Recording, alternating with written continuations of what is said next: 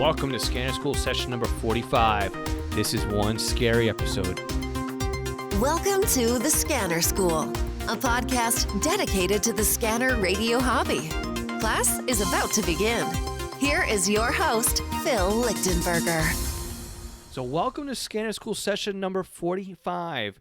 Today we are going to talk about a very controversial topic. We are going to talk about encryption. But before we talk about encryption, I want to thank our Patreon supporters.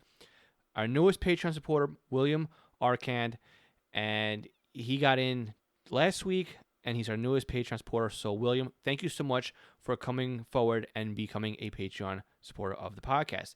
You joined the ranks of Mark Beebe, Kenneth Fowler, MT Bono, and James Felling. All of you guys support the podcast on a monthly contribution basis. If anybody would like to help support Scanner School, we have several different ways you can do so. First one, obviously, now is Patreon, where you pledge a certain dollar amount per month, and that helps fund and pay for our hosting and putting the podcast together and the equipment and whatnot. So, yeah, because there's some expenses to putting this podcast together. Also, we have a one-time PayPal donation, and also affiliate marketing. So if you're in the market for anything at Amazon, you can buy it through us and we get credit for the sale. If you're in the market for some scanner radio software, I strongly recommend Butel. And if you purchase Butel via our website at scannerschool.com/Butel, we also earn a small commission on Butel software as well. Now, we're also supported by East Coast Pagers. Now, East Coast Pagers is one of my online companies. Now, East Coast Pagers is a Unication, Apollo, and Swiss Phone pager dealer serving the United States market. We specialize, though, in the Fire pagers. You know, everybody's got these Minitor 5, Minitor 6 pages by Motorola. Well, yeah, there's other companies out there, and I sell a lot of the Unication and Swiss Phone products. And right now, I'm selling a lot of the Unication G1s and G5s because the deal that's out right now is phenomenal. There's $50 off a Unication G1 pager. If you're in a department that's looking to make a bulk purchase, you can get a free 5-year extended warranty if you buy 20 or more. But if you're looking for a P25 pager, you can get $100 off a G5 unit. Now, the G5s now are selling for the price of the G4. What's the difference between the G4 and the G5? Well, the G4 just gives you 700, 800 band reception. The G5 adds either one of the following, VHF or UHF. So it's a nice little pager. A lot of people are using these in simulcast areas, and they work extremely well. So from East Coast Pagers, all G1 products ship with a spare set of batteries. All G-Series Pagers, as the G4, G5, and G1, ship for you free with a spare belt clip. And we also include basic programming for your department in the pager as well. So you can look at all the details on this promotion at eastcoastpagers.com. Again, eastcoastpagers.com. Now also, sign up for the mailing list at East Coast Pagers because in just a couple of days, there's going to be another contest, and we're going to give away a Unication G1. So you want to be on that mailing list to find out more. So go to eastcoastpagers.com/newsletter. All right, guys, this podcast comes out maybe a day or two before Halloween. I'm kind of recording this one in advance, so I'm not really looking at the calendar, but I know Halloween is just around the corner. And I wanted to bring up a really, really scary subject, something that frightens a lot of us scanner users. And yes, that's encryption. So this is not a guide on how to decrypt anything. We're not breaking encryption here. This isn't a how-to guide. We're not going to go into, well, this do that or this do. No, that's not the whole point of this conversation on encrypting. Really, this is a history lesson on encryption. This is how to find out where things are encrypted and what to do if you live in a neighborhood like I do that has a lot of encryption. So there are many types of encryption used during history. So from telecommunication to World War II to today's public safety methods. Now, we're not going to go into anything. So we're not going to talk about Sig Sally or, Enigma. I mean, Enigma is more of a data decoder, but, we're talking about anything that was basically used over a two-way radio, something that the PD would have used, public safety, something like that. So we're not going to be getting into all the fancy kinds of encryption, just what is typical from our seats or from our side of the speaker, so to speak. Encryption really comes in two flavors. There's an analog encryption and a digital encryption. And also, there's a part that encrypts the transmission or the audio, and there's a part that decrypts the transmission or the audio. So in the very simplest form, encryption is basically an encoding of the signal, the audio signal, in either analog or digital format. So only those who have the authorization to listen to that transmission are able to decode it. Now, digital versions of encryption are done via an encryption key. Now, an encryption key on the radio must match the decryption key. So let's think of one way of encryption that we're all kind of familiar with. Like we all have, or most of us, if we haven't cut the cord yet, have paid for a TV service. Maybe it's a movie package. Maybe it's a sports package. Maybe it's, I don't know, whatever kind of package that is a tiered value that some people just want. They just think they have their entitlement to. Here in the States, right, it's home box offers or the movie channels, or maybe it's the sports packages, whatever else. But really, you're not able to watch those TV channels without paying for the subscription. Once you've paid for that subscription, the cable or satellite company sends the image to your cable card that gives you the keys to open up and decode the video signal for the movie package or the sports package. Without that cable card or satellite card, and without those specific codes on that cable card that descramble that information or decrypt it, you're not going to be able to watch it. That's exactly the same thing. It's very similar in the way that it works with scanning and voice transmission. All right, so let's talk about one of the earliest and easiest methods of encryption, which is basically just scrambling. So the frequency of the audio, not the actual carrier frequency, was shifted or inverted. And the volume on the shifting and inversion was also modified. So it kind of gave you like a Donald Duck sound or a warble effect when you would try to listen to anything that had that type of encryption on it. Now, it's really only 32 inversion keys to choose from. And this kind of inversion encryption or inversion scrambling can be found on very entry-level two-way radios. So those Baofeng and TYT radios that are really big from China that have inversion on it, that's really all it is. It's just a simple frequency inversion, and they're really not that secure. A step up from analog frequency inversion was the rolling code. Now, again, this is also an analog form of encryption. Rolling code builds on the inversion encryption by adding a couple more codes to it. Whereas inversion only had 32 keys, rolling code has 1,024 keys. Now I said just a couple. So really what happens in rolling code is the voice signal is inverted at a constantly changing rate. The audio frequency rises and falls to a set volume also over time. So the lows and the highs and time values are all part of this encoding scheme that also need to be decoded. So while simple inversion might be built into entry-level radios, the rolling codes were more or less optional features that would have been added to mid or higher tier radio users. All right, so that's really the only thing I want to talk about when it comes to analog type of encryption. We're going to talk more about the brand name here, Motorola SecureNet, because that's really the most popular that's out there, and the flavors of this SecureNet protocol or protocols. So SecureNet is a digital encryption. It was created by Motorola, and this is only going to work on Motorola gear. They are programmed in the radio using a key.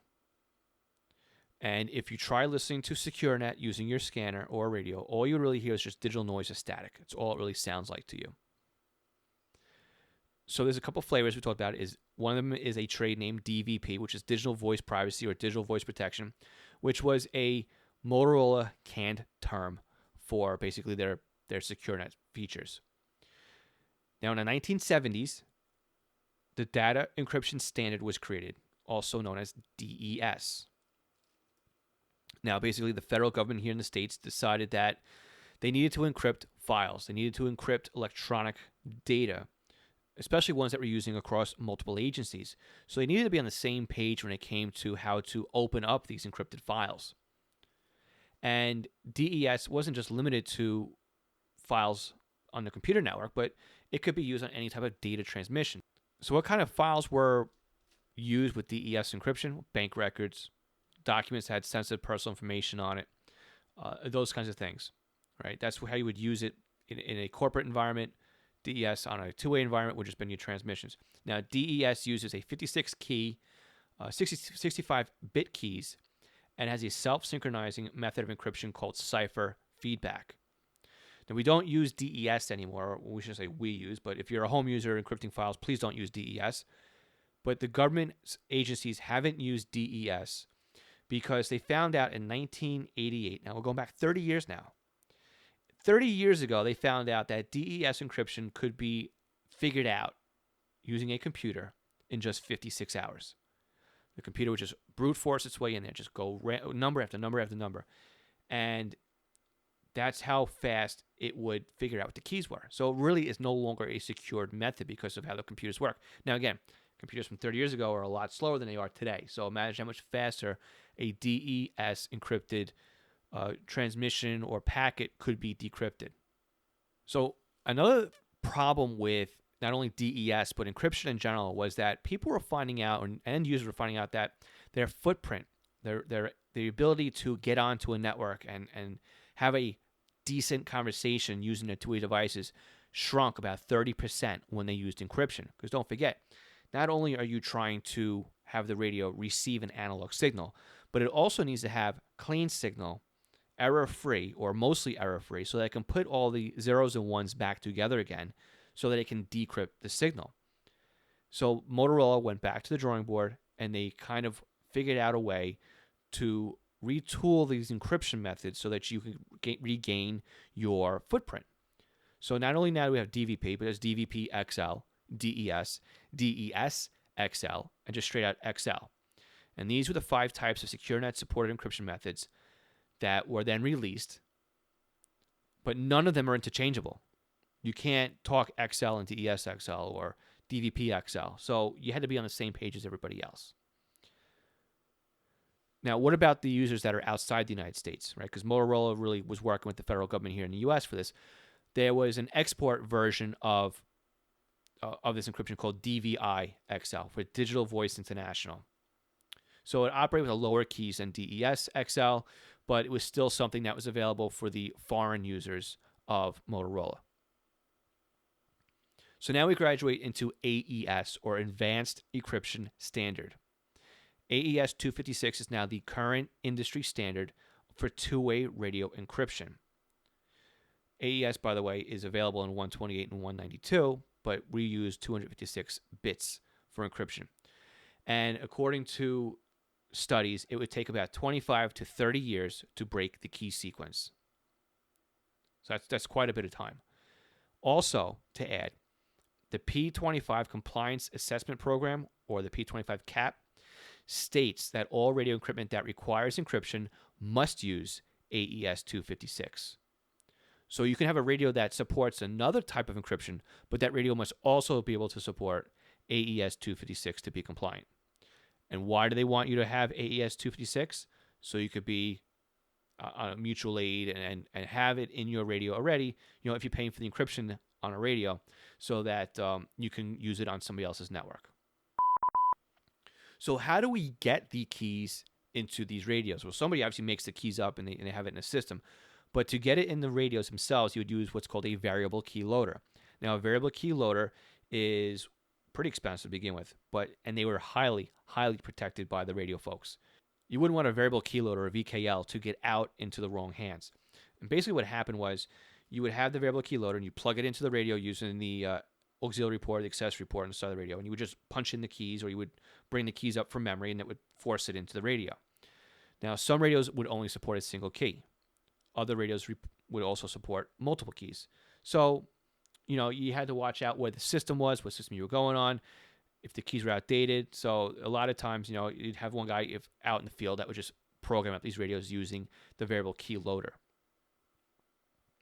But what happens, though, if a radio is lost or stolen?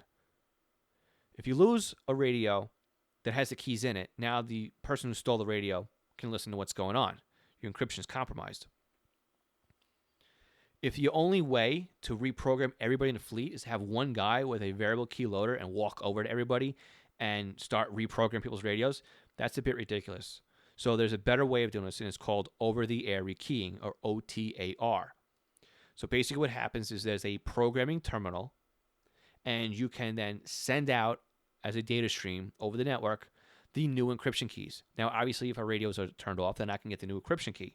But you can also filter out the radio IDs that were stolen and do not send the new encryption key to the stolen radios. All of a sudden now that radio is bricked if they didn't send the stun command to the radio ahead of time. But, if somebody were to turn the radio on later on and the keys had rolled, then you can rekey over the air. So what has the FCC said when it comes to encryption? What's their mandates? What's their do's and do nots? Well, the FCC actually stepped in and said, encryption may not be used on the nationwide interoperability calling channels in the VHF, UHF, 700 and 800 bands. And these are part of the NIFOG channel layouts. If you need a link to the NIFOG channel guide, which is a really great document, by the way, if you haven't taken a look at it yet, I'll link to it again in the session notes at scannerschool.com/session45. But if you go into the NIFOG document and you scroll down to the interoperability sections for the VHF, UHF, 700, 800 bands, you'll get the frequencies for those. Also, encryption may not be used for the national interoperability tactical channels that are located in VHF, UHF, and 800 bands. So like VTAC, UTAC, 8TAC may not have encryption on it. Now, encryption may be used. You can use encryption on the mutual aid channels, such as VFire, VMed, VLaw, and the UHF med frequencies. So where I'm from, they use Med Control 9 and 10 to talk to the hospitals, the ambulances talk to the hospitals when they have a run coming in. So you're allowed to encrypt those channels if you want to protect the patient's privacy. Now, again, it's in the clear here, and there's nothing that goes out over the air that would be sensitive personal information or even violates HIPAA. I mean, there's no names, no nothing that would tell you who it is. It's basically just, I'm coming in, these are the vitals, end of story. So encryption may also be used on the 700 tactical channels, such as 7Law, 7Fire, 7TAC, 7Med, and the 700 megahertz air-to-ground channels. So how do you know if what you want to listen to is encrypted besides listening to it? What if you all of a sudden realize that something is gone, or you're going to visit to another town or another state and you want to know if there's encryption in that area? One of the easiest ways to do so is to go right into radio reference and go into the database. Now, as you scroll through the database, you'll either notice that things are A for analog, D for digital, T for TDMA. Those are the standard type of tags when you look at the frequency. But you may also notice now there's a lowercase e. Now, a lowercase e means sometimes there's encryption on the frequency, or talk group. So it may not be full time, but there's a chance that there might be encryption used on a transmission on that channel or talk group. If there's a capital E, that's full-time encryption. So my local police department is on a phase 1 P25 system. So you'll see capital D, capital E next to that precinct, on all the precincts really that are in my county. You'll see maybe a TE if it's phase 2 P25, T being TDMA, capital E being encryption. Maybe you'll see D lowercase e to mean sometimes there's encryption on there. Okay, so that's one way of finding out. Again, go to the radio reference database. You go into either the system or the county. As you scroll through the frequencies of the talk groups, you'll see them on the left-hand side next to either the frequency of the talk group, to the left of the actual alpha tag or the description. That's to say that nothing is changed in formatting from the time I record this to the time that you listen to this as well. All right, so let's talk about encryption in some publications. So on October 11th, 2016, the Associated Press put out an article called "Encryption Can Sometimes Hamper Rescue Efforts with Multiple Agencies." So the article goes in basically how encryption works and where it may or may not be used, but it also points out some of the issues that some agencies have had with encryption. Namely, they're responding to a scene and they can't talk to their neighboring jurisdiction because they were never given the encryption keys, or a radio shop never shared the information, or there's a rescue going on. So there's a lot of things that this article had pointed out where encryption was used and put out there So it actually hurt the mutual aid or the ability to bring in an adjacent agency to help out when it comes to an emergency. It also points out that some districts have turned off encryption so they can be transparent. Unfortunately, we're not in one of those areas where I live, but that's a whole nother issue. Now, also, there's a article put out from the National Public Safety Telecommunications Council, or the NPSTC. And their report is called Best Practices for Public Safety Interoperable Communications Documents. Now, when you look at that document and you do a search for encryption, the word comes up 58 times in there, specifically under best practice number 11, where it says the use of voice encryption on designated interoperability and mutual aid channels can create an obstacle to interoperability and is highly discouraged. In the event encryption is deemed necessary due to unique operational needs, it must follow the existing FCC regulations and comply with an approved regional communication plan. Interoperable communications are critical in the success of any response when multiple jurisdictions or disciplines are involved. There are standards for the public safety interoperability channels to include channel naming and CTCSS and NAC settings. Adding encryption to interoperability channels can create additional challenges and confusion. There are reported cases in after-action reports where encryption was a factor in the inability to communicate.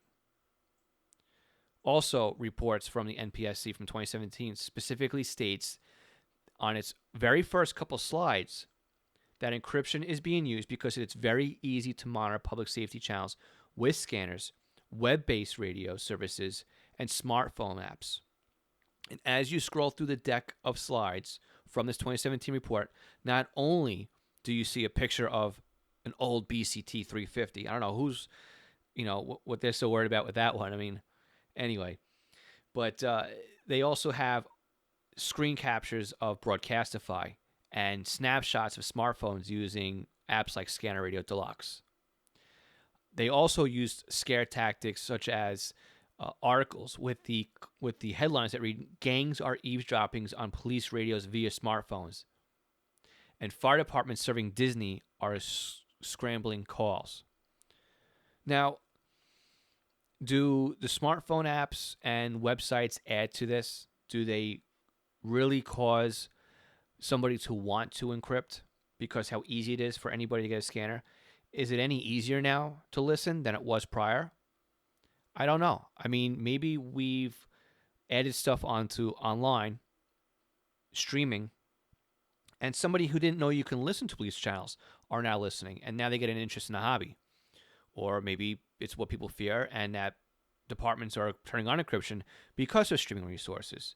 Now, me personally, I do stream because I want to be able to listen when I'm at work, and it was something I set up for myself and then a group of people, and it grew from there. But I personally enjoy the fact of streaming. I enjoy being out of listening range and be able to log in and listen to what's going on. Okay? That's my personal thought on this. My other personal thought is encryption is needed. Encryption is needed for officer safety, for federal agency safety. You don't want somebody to do a raid on a house or to do a drug sting and have the people inside listening and get a jump on public safety officers, and then the public safety officers don't go home that night. As a listener, I sit here and I want to be able to listen to everything. But I also realize the reality that people's lives are at stake. But I believe there should be a happy medium. Like, we don't need to encrypt Johnny skinned his knee and, his bike is down, or his bike was stolen, or Fifi is stuck in a tree. Fido got loose. I think that the daily dispatch stuff doesn't really need to be encrypted. If they want to switch over to a tactical channel and encrypt that, to me, I'm fine with that. Because they use MDTs in vehicles out here. And there was plenty of times they say, check your MDT for additional notes. Because they didn't want to put it out over the air. So there has been some form of, I'm just saying air quotes here, of encryption for quite some time before they actually encrypt the transmissions that go out over what we can listen to. Now, one key thing for encryption over here, and part of why I believe my local county has encrypted, is because there was a time where There was a certain individual that would go to all the calls in the neighborhood and became a nuisance to the police officers. But not only that, there was one time where they were chasing down somebody, and I'm not going to get into the details, but there were multiple agencies there, and an undercover cop did not get to go home that night. So that's one of the reasons I believe that my local police department here decided to go encrypted, right? Because they've had issues with people listening in, and it really, really causing a major disturbance within the police department.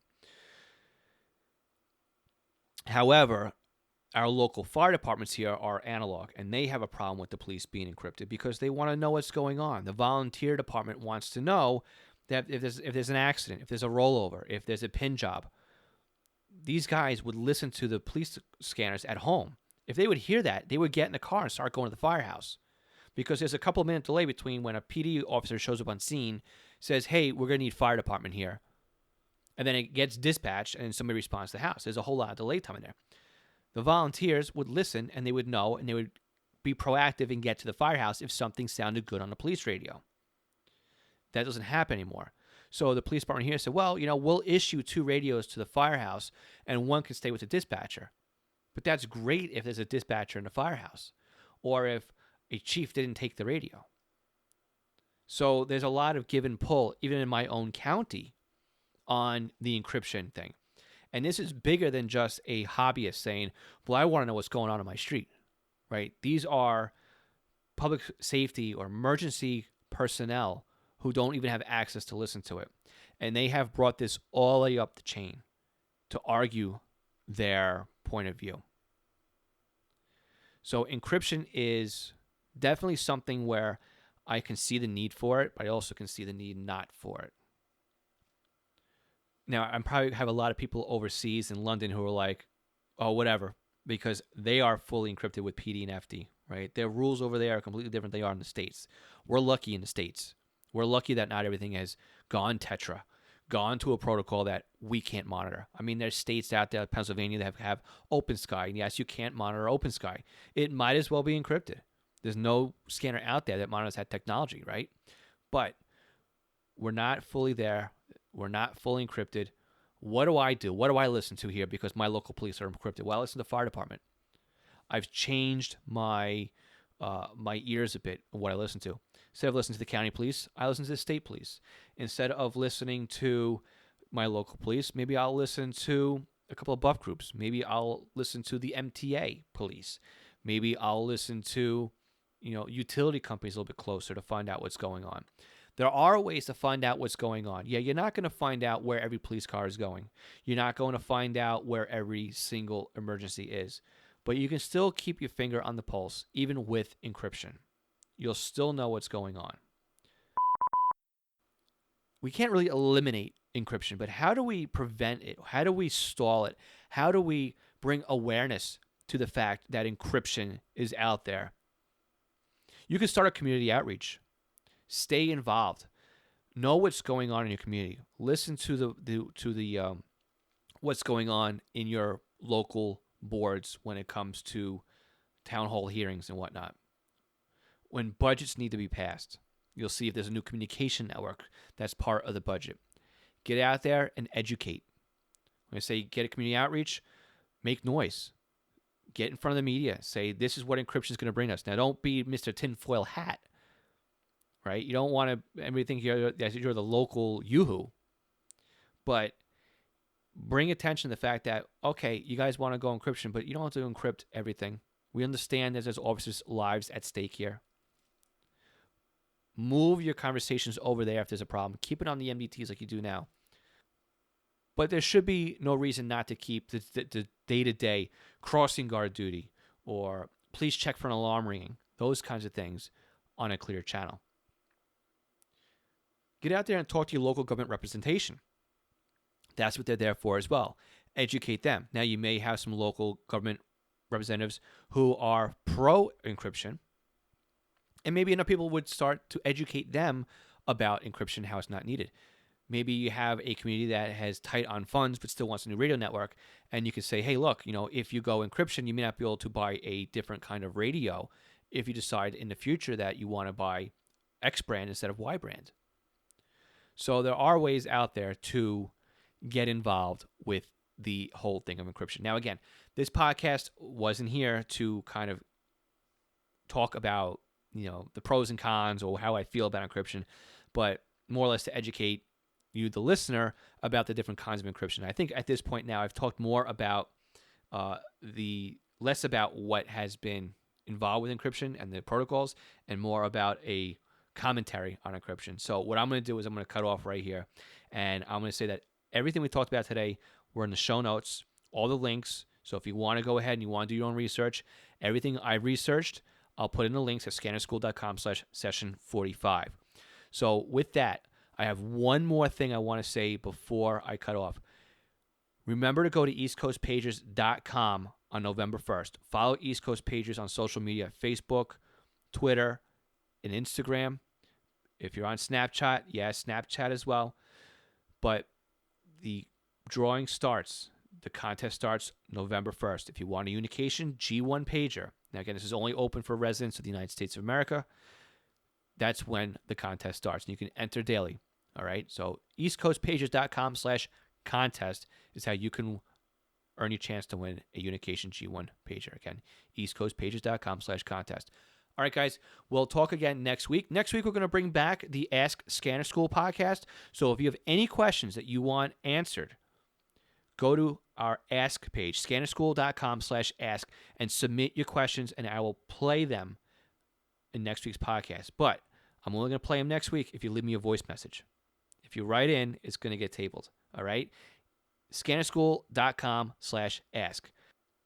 All right, guys, that's it for the week. We'll catch you all again next Tuesday. We're Scanner School. We teach you everything you need to know about the scanner radio hobby. 73, everyone.